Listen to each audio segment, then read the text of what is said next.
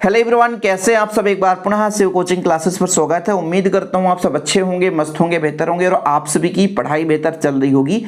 आज हम क्लास 12 हिंदी में आरोह में चैप्टर नंबर 3 लेकर आए बच्चों, जिस चैप्टर का नाम है कविता के बहाने और बात सीधी थी पर, जिनके आपके कवि हैं कुंवर नारायण जी। तो बारीकी समझेंगे बच्चों। संदर्भ प्रसंग व्याख्या क्वेश्चन पूछा ही जाता है, लेकिन यदि आप किसी भी कविता का अर्थ अच्छे तरीके से समझ लेते हैं, व्याख्या आपसे बनने लग जाता है, तो कोई भी क्वेश्चन आता है बच्चों आपसे आसानी से बन जाएगा। इसलिए मैं आपसे गुजारिश करता हूं कि वीडियो को अंत तक देखें। और यदि एमपी बोर्ड का क्लास 12 का हिंदी का नोट्स किसी बच्चे को चाहिए तो मैं अपना पर्सनल नंबर शेयर कर देता हूं बच्चों, 96859149 ये मेरा पर्सनल नंबर है। एमपी बोर्ड के लिए किसी बच्चों के लिए नोट्स चाहिए तो कांटेक्ट कर सकता है। मात्र 100 रुपए चार्ज लगते हैं बच्चों। चलिए शुरू करते हैं। तो कहानी, सबसे पहले तो क्वेश्चन आ जाए, कविता के बहाने के रचयिता कौन है ना, या कवि कौन है, तो आप आसानी से बता सकते हो कुंवर नारायण जी। बात सीधी थी पर के कवि कौन है, तो कुंवर नारायण जी। ऑब्जेक्टिव क्वेश्चन बनता है, इसलिए मैं बार बार कह रहा हूं बच्चों, है ना। क्वेश्चन आएगा कुंवर नारायण जी द्वारा रचित कविता का नाम क्या है, तो कविता के बहाने बात सीधी थी पर। समझ रहे हो ना। यदि क्वेश्चन किसी तरीके से घुमा दे तो आपसे बनना चाहिए बच्चों। ये आरोह खंड से लिया गया है जो अध्याय है हमारा कविता के बहाने। तो इतना पता होना चाहिए कि भाई साहब जो हमारे पद्यांश है वो आरोह भाग के हैं बच्चों, क्योंकि आप जब संदर्भ लिखते हैं कि प्रस्तुत पद्यांश हमारी पाठ्य पुस्तक आरोह से संकलित है बच्चों। कविता कहाँ से लिया गया, कविता के बहाने से ले रहे हैं, जिसके रचयिता कुंवर नारायण। तो संदर्भ आसानी से बन जाता है। यहां पर आपका यदि ऑब्जेक्टिव क्वेश्चन बनेगा कि कविता के बहाने के रचयिता कौन है, बात सीधी थी पर के रचयिता कौन है, तो कुंवर नारायण जी बच्चों। अब यहां पर जो इनकी कवि परिचय आता है बच्चों, उसमें आपको 2 रचनाएं तैयार करना पड़ता है। तो 2 रचनाएं कोई भी आप तैयार कर लो, जैसे कोई दूसरा नहीं बच्चों, इन दिनों, ये 2 रचनाएं कोई भी तैयार कर सकते हो। आत्मजयी, है ना, आकारों के आसपास, तो जो भी आपको तैयार करना है तो 2 रचना आपको तैयार करना है। ठीक है, अभी मेंशन कर लेना, नोट डाउन कर लेना है। चलिए, एक ऑब्जेक्टिव यहां से पूछा जाता है कि कविता के बहाने कहां से लिया गया बच्चों, तो इन दिनों संग्रह से लिया गया है। ये ऑब्जेक्टिव कई बार पूछा गया है कि कविता के बहाने, है ना, कहां से लिया गया बच्चों, तो इन दिनों संग्रह से लिया गया है। तो ये आपका एक और ऑब्जेक्टिव बन गया। ठीक है, चलिए आगे चलते हैं बच्चों। एक क्वेश्चन यहां से बच्चों, बात सीधी थी पर जो कोई दूसरा नहीं में संग्रह में संकलित है। मतलब बच्चों बात सीधी थी पर कहां संकलित है, कोई दूसरा नहीं, यानी किससे लिया गया है, कोई दूसरा नहीं से। तो ऐसे ही बीच से क्वेश्चन पूछे जाते हैं। फिर आप लोगों को लगता है कि हिंदी बड़ा कठिन था, क्वेश्चन कहां से आ गया था, हमारा टीचर ही ऐसा था कि ऐसा क्वेश्चन दे दिया, हमसे नहीं बन पाया। तो आप लोग ऐसे क्वेश्चन को तैयार कर लेंगे। चलिए शुरू करते हैं बच्चों आज की कहानी। मजा आएगा। कविता के बहाने, इसमें जितने भी छोटे छोटे मतलब पद खंड है बच्चों, जैसे एक पहला पद खंड हो गया, इसको समझेंगे, दूसरा पद खंड, तीसरा पद खंड। बहुत ही सिंपल वे में आपको समझाऊंगा। सबसे पहले कविता के बहाने बच्चों, तो इनके रचयिता कौन है, कुंवर नारायण है। तो जब आप संदर्भ लिखोगे तो प्रस्तुत पद्यांश हमारी पाठ्यपुस्तक कहां से लिया गया बच्चों, आरोह से लिया गया है। कहां से लिया गया है, आरोह से बच्चों। आरोह में जो आपका कविता के बहाने कविता से लिया गया है या अवतरित है, इसके रचयिता कुंवर नारायण जी हैं। इसके रचयिता कौन है बच्चों, कुंवर नारायण जी है। ठीक है, चलिए आगे बात करते हैं।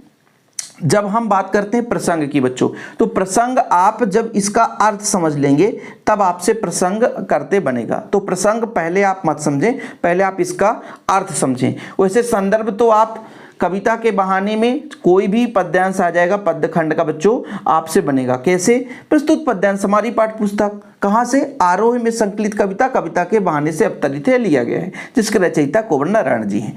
चलिए बड़े प्यार से समझेंगे, थोड़ा सा आप भी समय दोगे बच्चों और हम भी समय देंगे, तब कहानी में ट्विस्ट आने वाला है। आप आधा अधूरा छोड़ देंगे तो फिर समझ में नहीं आएगा। देखिएगा, कविता के बहाने मतलब कविता के उड़ान के बारे में कवि यहाँ पर कविता को श्रेष्ठ बताते हुए, यहाँ पर कुछ भी चीज लिखा है तो कविता को श्रेष्ठ बताते हुए लिखा है। आपको ये शब्द मन में पहले बैठ जाना चाहिए। कविता के बहाने मतलब कविता के बारे में प्रशंसा किया है कवि ने, कविता के बारे में, है ना, वर्णन किया है, कविता को श्रेष्ठ बताया है, कविता को, है ना, असीमित बताया, अपरिमित बताया है। तो इसकी उड़ान जो है बच्चों चिड़िया से तुलना की गई है। अभी मैं सिर्फ आपको समझा रहा हूं। अब देखिए, कविता एक उड़ान है चिड़िया के बहाने।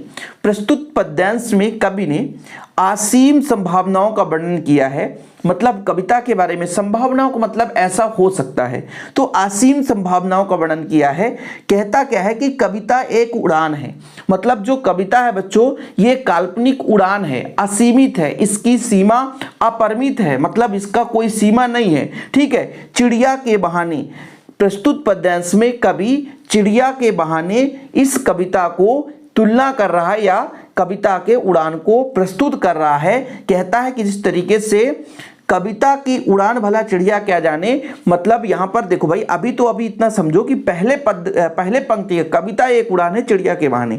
कवि कहना क्या चाहता है कि कविता की कल्पना सीमित है, अपरिमित है, इसकी कोई सीमा नहीं, इसकी कोई पार नहीं है। इसका एक उदाहरण चिड़िया के बहाने उदाहरण प्रस्तुत करना चाहता है कि भाई कहता है कि चिड़िया खुले आसमान में उड़ती रहती है, उसकी सीमाएं तो सीमित है, लेकिन जो कवि है वो कविता का सीमा अपरिमित बताता है। ठीक है बच्चों, तो पहले लाइन का समझ में आ गया होगा कि कविता एक उड़ान है। कवि कहता है कि कविता की कल्पना उड़ान है, असीमित है, अपरिमित है, कोई पार नहीं है, कोई सीमा नहीं है ना, अनियमित है ना। उसकी तुलना एक कविता मतलब चिड़िया के उड़ान से प्रस्तुत करते हुए कहता है कि चिड़िया तो खुले आसमान में उड़ती है, चिड़िया है ना अपनी एक निश्चित सीमा के अंतर्गत उड़ती है और उड़ने के बाद पुनः अपने मूल स्थिति पे आ जाती है, लेकिन जो कविता है इसकी कोई सीमाएं नहीं है, ये असीमित क्षेत्र में इसकी उड़ान है बच्चों। कविता के उड़ान भला चिड़िया क्या जाने। भाई चिड़िया तो आसमान में उड़ती है, फिर से पृथ्वी पे आ जाती है ना, एक जगह से दूसरे जगह जाती है, बाहर भीतर जाती है, इस घर उस घर जाती है, यहां वहां घूमती रहती है। तो भाई चिड़िया कविता के उड़ान को कैसे समझ सकती है।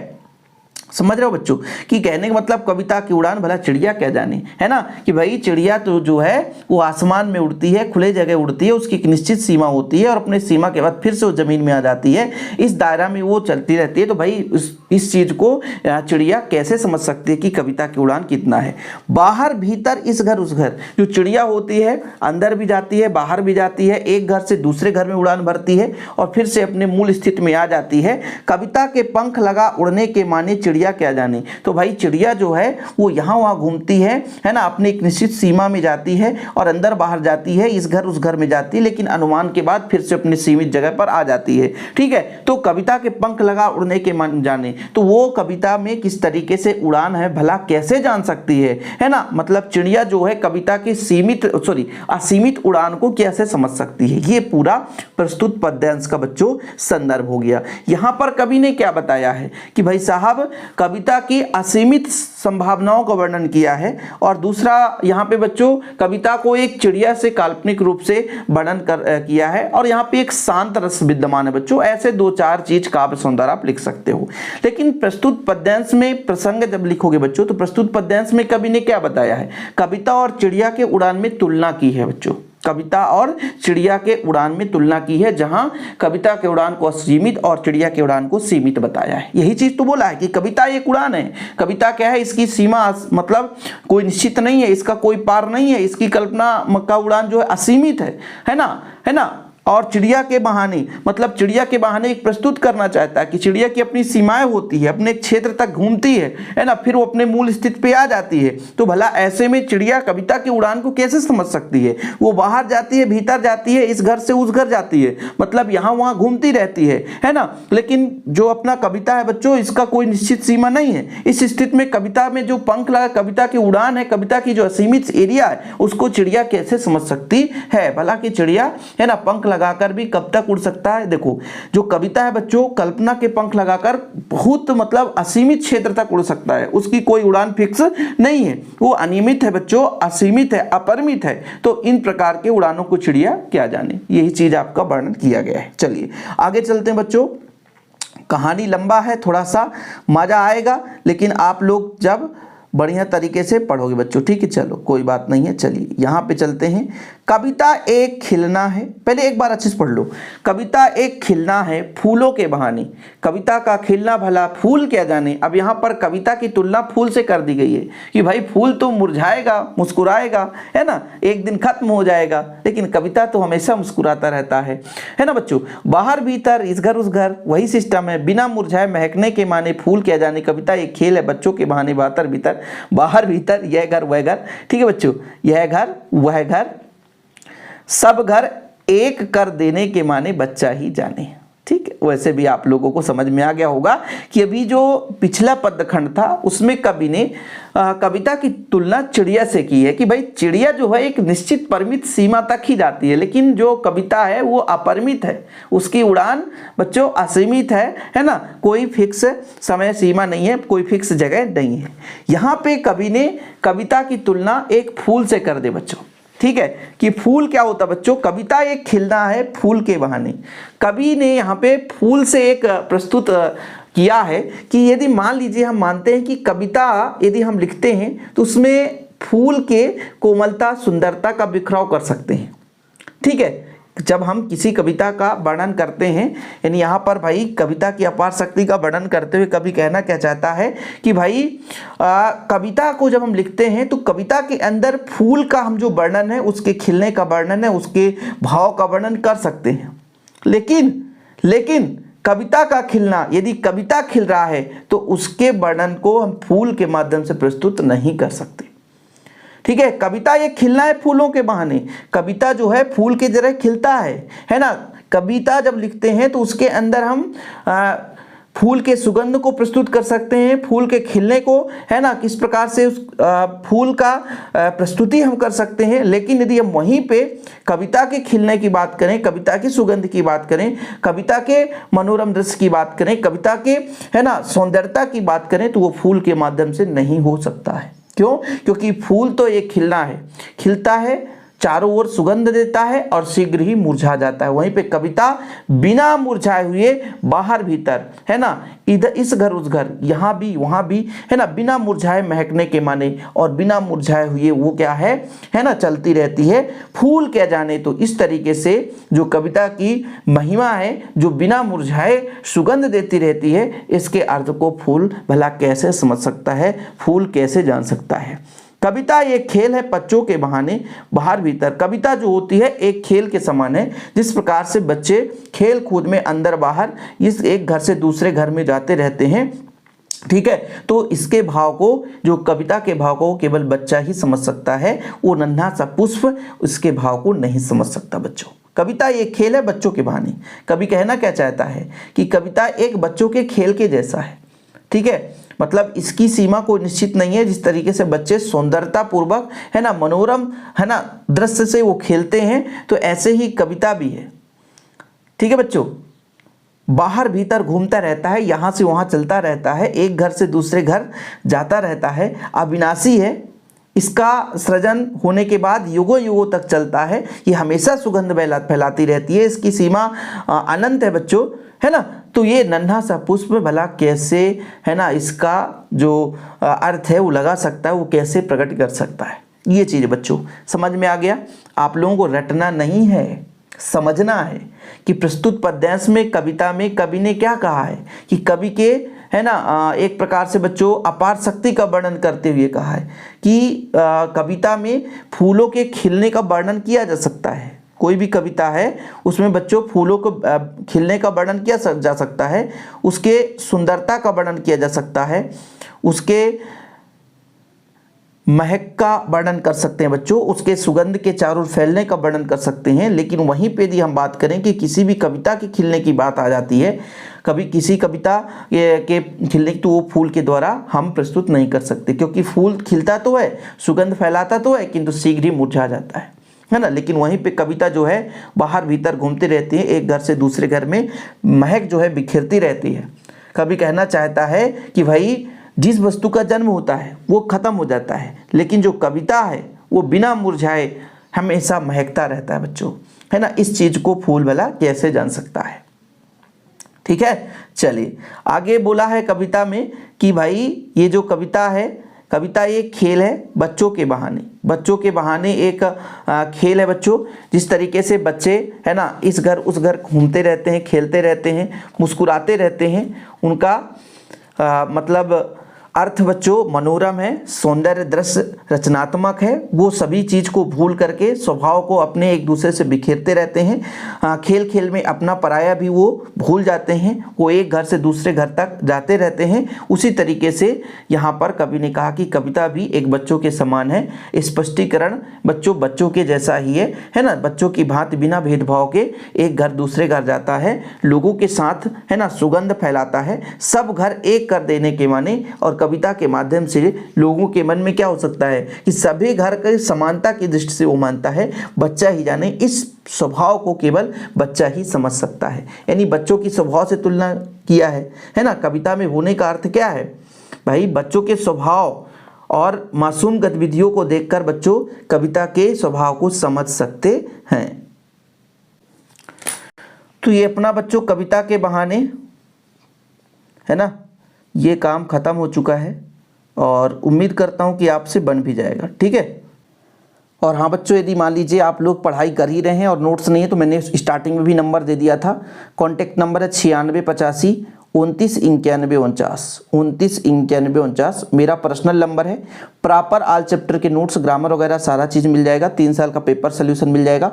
मात्र 100 रुपये लगता है बच्चों, कॉन्टैक्ट जरूर करें। तो प्रारंभ करते हैं बच्चों बात सीधी थी पर, ठीक है। मतलब बात हमारी सीधी थी, हम लिखना भी चाहते थे सीधा साधा सरल स्वभाव, लेकिन ये लिखते लिखते कभी कभी भाषा में क्लिष्ट आ जाता है। क्लिष्ट मतलब कठिन शब्दों का प्रयोग हो जाता है और वो हमारा जो हम कविता में लिखना चाहते थे वो लिख नहीं पाते और सब काम बिगड़ जाता है। देखो प्रस्तुत पद्यांश में कवि ने यहाँ पर यही चीज वर्णन किया है कि हम जब कविता लिखते हैं तो बात सीधी थी, मतलब हम लिखना क्या चाहते थे, एकदम सरल शब्दों में अपने बात को कहना चाहते थे, लेकिन भाषा का प्रयोग हमने करते करते उसको सुंदरता का रूप देते देते इतना क्लिष्ट कर दिया कि अंत में जो हम लिखना चाहते थे वो सब बेकार हो गया। चलो बच्चों, यही चीज यहां पर है कि यहां पर पहले सबसे पहले तो संदर्भ बताई दो सर। संदर्भ क्या है? प्रस्तुत पद्यांश हमारी पाठ्य पुस्तक आरोही के कविता बात सीधी थी पर से अवतरित है, यह लिया गया बच्चों। इसके जो रचयिता हैं वो कुंवर नारायण जी हैं,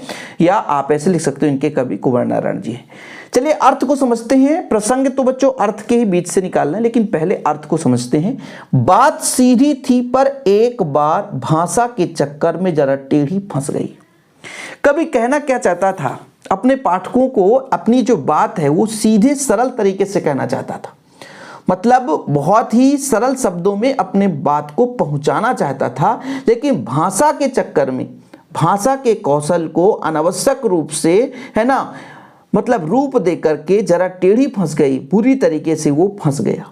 मतलब भाषाई कौशल को अनावश्यक रूप से प्रदर्शन करना चाहा, भाषा के प्रयोग से वो इतना क्लिष्ट कर दिया कि जरा टेढ़ी फंस गई। उसकी जो लिखावट है, जो कविता है बच्चों, वो टेढ़ी तरीके से फंस चुकी है।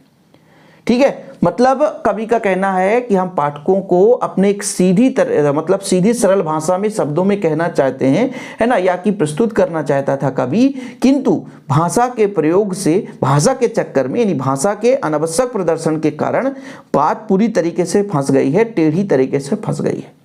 उसे पाने की कोशिश में, अब देखो, जो हम भाषा के सौंदर्यता को पाने के लिए सीधी सरल तरीके से जो भाषा क्लिष्टता में फंस गई, ऐसे में हम सरलता से व्यक्त करने के लिए भाषा को उल्टा पलटा, भाषा को ही उलट पलट दिया।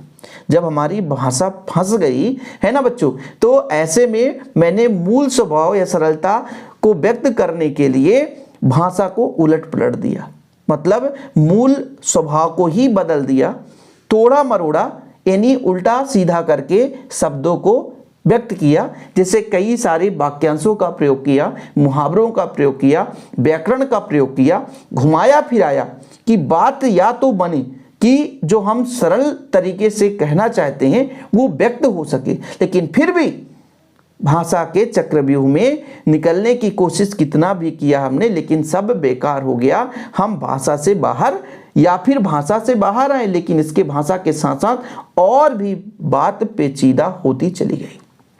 मतलब कि जैसे शुरू में कवि ने क्या कहा कि हम अपने पाठकों में एक सीधी सी सरल शब्दों में बात कहना चाहते थे, लेकिन भाषाई कौशल का प्रदर्शन करने के चक्कर में, भाषा के श्रेष्ठता को व्यक्त करने के चक्कर में बात बुरी तरीके से फंस गई, जरा टेढ़ी तरीके से फंस गई। है ना। मतलब जो हम सरल तरीके से भाषा को प्रस्तुत करना चाहे, मतलब कविता में जो हम सरल तरीके से प्रस्तुत करना चाहते थे, लेकिन वो सफल नहीं रहा, और भी भाषा थोड़ा सा कठिन हो गया, क्लिष्ट हो गया और बुरी तरीके से फंस गई बच्चों। उसे पाने की कोशिश में, ऐसे में हमने फिर से मूल स्वभाव को सरलता में व्यक्त करने के प्रयास में भाषा के मतलब शब्दों को ही उलट पलट दिया, भाषा को ही उलट पलट दिया, उल्टा सीधा कर दिया, तोड़ मरोड़ कर दिया। जैसे कहीं वाक्यांश का प्रयोग कर दिया, कहीं मुहावरे का प्रयोग कर दिया, कहीं व्याकरण का प्रयोग कर दिया कि बात कहीं भी तो बन जाए, है ना। घुमाया फिराया, शब्दों को बदला, काटा छांटा, इधर उधर घुमाया, ठीक है, या फिर बात के बाहर आए ताकि हम सरल तरीके से सरल भाषा में उसको, है ना, प्रस्तुत कर पाएं। लेकिन ऐसा ना हो पाया और भी भाषा क्लिष्ट होता गया, कठिन होती चली गई, और जितना हम सरल सहज चाहते थे उसके बजाय हमारा जो ये बच्चों भाषा है, भाषा के जाल में वो फंस करके और अधिक क्लिष्ट हो गया, असहज हो गया, कठिन हो गया, पेचीदा होती चली गई। मतलब बात और भी पेचीदा होती चली गई। मतलब हम सरल शब्दों में, सरल भाषा में, सरल, है ना, चीज़ों को प्रस्तुत करना चाहते थे, लेकिन भाषा की क्लिष्टता के कारण, भाषा के प्रयोग के कारण, भाषा के जाल के कारण और भी असहज हो गया बच्चों। ठीक है, तो ये आपका हो गया पूरा यहाँ से यहाँ तक। ठीक, चलिए आगे चलते हैं। सारी मुश्किल को धैर्य से समझे बिना, बड़े प्यार समझना, मैं पेंच को खोलने के बजाय उसे बेहतर कसता चला गया था, क्योंकि इस करतब पर मुझे साफ सुनाई दे रही थी तमाशबीनों की शाबाशी और वाहवाह। देखना, थोड़ा समझिएगा। जैसे बच्चों आप लोग यदि पेचकस, जैसे आप लोग कहीं पे स्क्रू लगा रहे हैं तो पेचकस से मान लीजिए उसको कस रहे हैं, तो कभी कभी आप देखते हैं वो फ्री हो जाता है और वो अंदर नहीं जाता और उसकी चूड़ी मर जाती है, और ऐसी स्थिति में सीधा आप क्या कर देते हो, सीधे हथौड़ा ही ठोक देते हो। जबकि ऐसे में क्या करना चाहिए, जैसे मान लीजिए कोई बात फंस गया है तो उसको पहले सोचो, उसकी तरकीब सोचो, उसको समझो, फिर उसको सरल बनाने की कोशिश करो। लेकिन यदि आप किसी पेंच को कस रहे हो, है ना, उसकी चूड़ी मर गई है और बिना सोचे समझे आप उसको कसते जा रहे हो, तो वो फ्री हो जाएगा और अंत में आप क्या करोगे, एक हथौड़ी की कील से ठोक दोगे। लेकिन जो पेचकस का जो होल है वो पूरा फ्री हो गया है, तो वो उतने अच्छे तरीके से कसाव नहीं होगा। बाहर से दिखेगा कि स्क्रू अच्छे तरीके से लगा है, लेकिन अंदर खोखला ही रहेगा। समझ रहे हो ना। तो यहां पर कहता है, कभी क्या कहता है, सारी मुश्किल को धैर्य से समझे बिना मैं पेंच को खोलने के बजाय, है ना, उसे बेहतर कसता चला जा रहा था। कभी कहता है कि भाषा के चक्रव्यूह में मैं तो फंस गया था, है ना। भाषा के चक्रव्यूह में, भाई जब हम कविता लिख रहे हैं, सरल स्वभाव प्रस्तुत करना चाहते थे, लेकिन भाषा के चक्रव्यूह में हम फंस चुके थे और ये किसी पेंच के समान था, है ना। जिस तरीके से किसी पेंच को धैर्य से खोलना चाहिए, है ना, क्योंकि पेंच को यदि हम धैर्यता पूर्वक नहीं खोलते हैं तो वो उसकी चूड़ी मर जाती है। लेकिन जिस तरीके से पेंच को बिना सोचे समझे हम खोलते हैं, उसी तरीके से हम भाषा को बिना समझे, है ना, बिना अच्छे तरीके से खोले बिना उसको, और हम भाषा को और भी कठिन बनाते हुए चले गए, और भी जैसे खांचे में पेच को फंसाया जाता है वैसे फंसता गया हमारा भी भाषा। कभी कहता है कि जैसे कि किसी पेंच को धैर्य से खोलने के स्थान पर उसको हम और कसते चले। देखो ना, सारी मुश्किलें धैर्य से समझे बिना मैं पेंच को और खोलने के बजाय उसे बेहतर कसता चला गया। कि जिस तरीके से पेंच को अच्छे तरीके से खोलने के बजाय उसको और कसता चला गया, ठीक इसी तरीके से भाषा के कारण क्लिष्ट जो आ गया है उसको समझे बिना और उसको मैं लिखते चला गया, और भी असहज शब्दों को लिखते चला गया, कठिन शब्दों का प्रयोग करते चला गया, क्योंकि इस कर्तव्य पर मुझे साफ सुनाई दे रही थी तमाशबीनों का शाबाशी और वाह। कुछ लोग मेरे इन शब्दों को सुन सुन करके हमारी जबरदस्ती आनन फानन में क्या करते थे, शाबाशी देते थे, मतलब बिना अर्थ के शाबाशी देते थे। और इस शाबाशी के कारण हम सोचे कि हमारा काम सही हो रहा है, और हम धीरे धीरे और भी भाषा में क्लिष्ट होते गए, हमारी रचना और भी कठिन होती चली गई। ठीक है बच्चों, समझ में आ रहा है कुछ। आखिरकार वही हुआ जिसका मुझे डर था।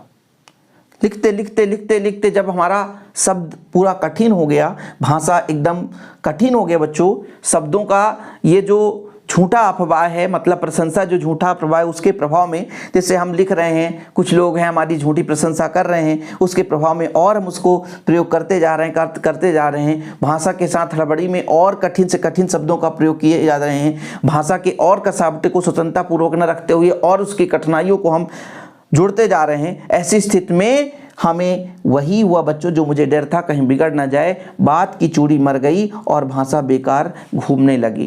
यानी कहने का तात्पर्य हड़बड़ी के प्रयोग में बात की चूड़ी मर गई। बात की चूड़ी मरना बच्चों मतलब बात बिगड़ना, जो हम बनाना चाहते थे वो और भी बिगड़ गया, खराब हो गया और भाषा में बेकार घूमने लगी। और जो हम भाषा का प्रयोग करें बच्चों वो सब कुछ कठिन भाव हो गया। अंत में भाव, भाषा, बात सब कुछ कठिन और दुरूह हो गए।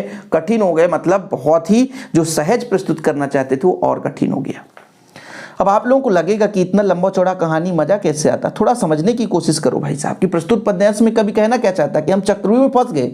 भाषा की क्लिष्टता को प्रस्तुत करते करते, कठिनाइयों को प्रस्तुत करते करते और हम कठिनाई पर फंस गए। और मैं पेंच को खोलने के बजाय जिस तरीके से पेंच यदि फंस गया हो उसको पहले खोले फिर उसको टाइट करना चाहिए, तो उसको जिस तरीके से पेंच को खोलने के बजाय उसको टाइट करते जाते हैं, ऐसे ही हम अपने भाषा का मतलब सुधार किए बिना, है ना, बिना सोचे समझे उसको और आनन फानन में जबरदस्ती कसने की कोशिश कर रहे हैं।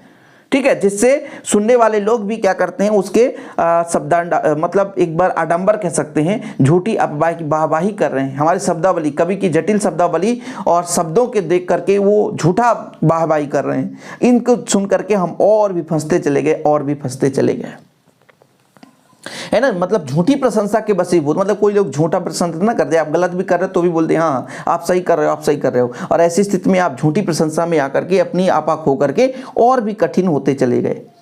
ठीक है, ऐसे में क्या होगा बच्चों, जो जैसे आप पेच को कसते जाओगे कसते जाओगे कसते जाओगे तो खांचे की चूड़ियां मर जाती है, ऐसे ही बात की चूड़ी मर जाती है। जो हम लिखना चाहते हैं वो बेकार हो जाता है और हम जो चाहते थे भाई जो सरल सहज हो वो नहीं हो पाया। जो हमें डर था कि कहीं कठिन ना हो जाए, जबरदस्ती से बात की चूड़ी मर गई, इन्हीं सब बेकार हो गया। और भाषा की शिष्टता के कारण, भाषा के कठिन शब्दों के कारण, जो भाषा के कारण जो कविता है बच्चों वो कठिन हो गया, सहज सरल भाषा न होकर के क्लिष्ट हो गया। समझ रहे हो बच्चों। चलो आगे चलते हैं बच्चों। अगला है, हार कर मैंने उसे कील की तरह उसी जगह ठोक दिया। जब हम पेच को कसते हैं और कसते कसते एक स्थिति ऐसी आती है कि पेच नहीं कसा जाता क्योंकि वो फ्री हो गया, चूड़ी मर गई है। और जब बात की चूड़ी मर गई है तो उसे हथौड़े से ठोक देते हैं। यही तो होता है कि प्रस्तुत पद्यांश में कभी जटिलता से नहीं निकल पाया। हार कर मतलब वो कठिनाइयों की ओर बढ़ता गया, भाषा के कठिन शब्दों का प्रयोग करते करते, जटिल शब्दावली का प्रयोग करते करते वो उस जटिलता से नहीं निकल पाया और बल्कि क्लिष्ट हो गया, बुरी तरीके से वो वहां पर फंस गया। तभी कहता है हार कर मैंने कील की तरह उसी जगह ठोक दिया। जिस तरीके से भाई साहब की पेचकस की जो चूड़ी मर जाए, यानी पेंच की यदि खांचे समाप्त हो जाए तो हम क्या करते हैं, ऊपर से हथौड़े से उसको ठोक देते हैं। हड़बड़ाहट में, पेच न कस पाने की स्थिति में हड़बड़ाहट में व्यक्ति हथौड़े से उसको ठोक देता है और ठोकने से और भी जो चूड़ी है वो भी खत्म हो जाता है। ऐसे ही कभी भी कहता है कि हार करे मैंने कील की तरह उस जगह ठोक दिया। मैंने निकलने की बहुत कोशिश की लेकिन अंत में जिस तरीके से हड़बड़ाहट में कील में हथौड़े को ठोक देते हैं, पेच खांचे में समा जाता है बच्चों, उसी तरीके से मैं भी हार कर कील की तरह अपने भाषा का प्रयोग कर दिया, अपने अभिव्यक्ति की क्षमता प्रस्तुत कर दी। समझ रहे बच्चों। मतलब जिस तरीके से कील ठोक देते हैं उसी तरीके से हमने भी ऊपर से ठीक ठाक पर अंदर से ना तो उसका कसाव था ना ताकत। मतलब यदि कील को ठोक देते हैं, अंदर समा जाता है तो कील ऊपर से साफ दिखता है लेकिन अंदर उसका कसावट नहीं रहता। ठीक इसी तरीके से ऊपर से तो सब साफ दिखता है लेकिन भाषा अंदर ही अंदर फसावदार हो जाता है। ठीक है कि भाई जैसे मान लीजिए ऊपर से हम पेच को कसते हैं तो ऊपर से ठीक सल लगता है, ठीक वैसे ही कभी कविता के भाषा में फंसकर ऊपर से तो कविता सही प्रतीत होता है किंतु उसके भाव में अभिव्यक्ति की क्षमता नहीं थी, ना ही कोई सहजता थी। मतलब ऊपर से ठीक ठाक लगता है, कील ठोकने से कील अंदर जाकर जमा हो जाता है, कील फंस जाता है, कील ठीक ठाक दिखता है लेकिन वास्तविक रूप से अंदर कसाव नहीं रहता। ठीक वैसे ही कवि ने कविता की रचना तो कर दी लेकिन ऊपर से सब कुछ ठीक ठाक सा प्रतीक होता है लेकिन उसके अंदर की अभिव्यक्ति का कोई माध्यम नहीं है, अभिव्यक्ति की कोई क्षमता नहीं, उसकी सहजता नहीं है। बात ने जो एक शरारती बच्चे की तरह मुझसे खेल रही थी, मुझे पसीना पोंछते देख पूछा, क्या तुमने भाषा को।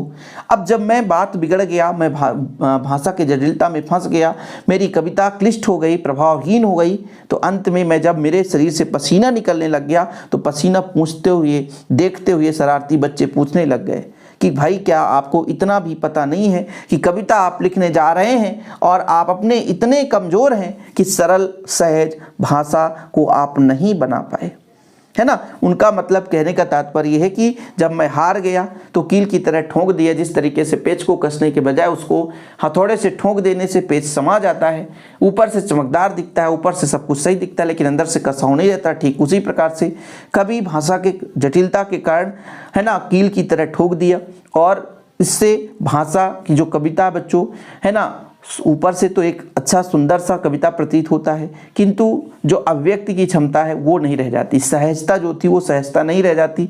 कुल मिलाकर के कविता प्रभावहीन हो जाता है, जिससे थक हार करके माथे से पसीना पोंछता है। तब क्या कवि कहता है कि नटखट बच्चे, है ना, ये देख करके पूछने लग जाते हैं कि क्या तुमने भाषा को सहूलियत से बरतना कभी सीखा नहीं, क्या भाषा को सरल सहज बनाना आपने सीखा नहीं। ये चीज़ यहाँ पर कवि ने प्रस्तुत किया है। यानी प्रस्तुत पद्यांश में कवि कहना क्या चाहता है, यहाँ पर क्या किसका वर्णन किया है कि भाई भाषा के जटिल शब्दों के प्रभाव से कविता के निष्प्रभाव होने का वर्णन किया है। समझ रहे ना कि यहाँ पर भाई साहब की भाषा इतना जटिल हो गया है। देखो पद्यखंड यहाँ से शुरू होता है, हार कर मैंने कील की तरह ठोंक दिया बच्चों, ठीक है। अभी मैं पूरा इस लेकर आ रहा हूँ ताकि कोई बच्चा ये ना सोच पाए भाई कि, है ना, हमको ये पद समझ में नहीं आया, ये पद समझ में नहीं आया। बाकी प्रश्न उत्तर जो बच्चों आपको मैं बाद में कराऊंगा, ठीक है। प्रश्न उत्तर इसके देखिए 1 से 7 तक हैं और फिर यहाँ पर बच्चों सारा हम कराएंगे अगले लेक्चर में, है ना। और जो भी रहता बच्चों, जो एग्ज़ाम के पॉइंट ऑफ व्यू से रहेंगे वो पूरा हम कराते हैं। और यदि आप लोगों ने नोट्स नहीं लिया है हिंदी का तो कॉन्टैक्ट नंबर मैंने आपको दे ही दिया है। यदि किसी बच्चे को चाहिए कि सर नोट्स के लिए नंबर चाहिए तो एक बार फिर से नोट डाउन कर लो, 9685, ठीक है बच्चों, 9685 29 91 49 29 91 49। ओके, यदि किसी बच्चे को नोट्स चाहिए तो कॉन्टैक्ट कर सकता है। जय हिंद, वंदे मातरम।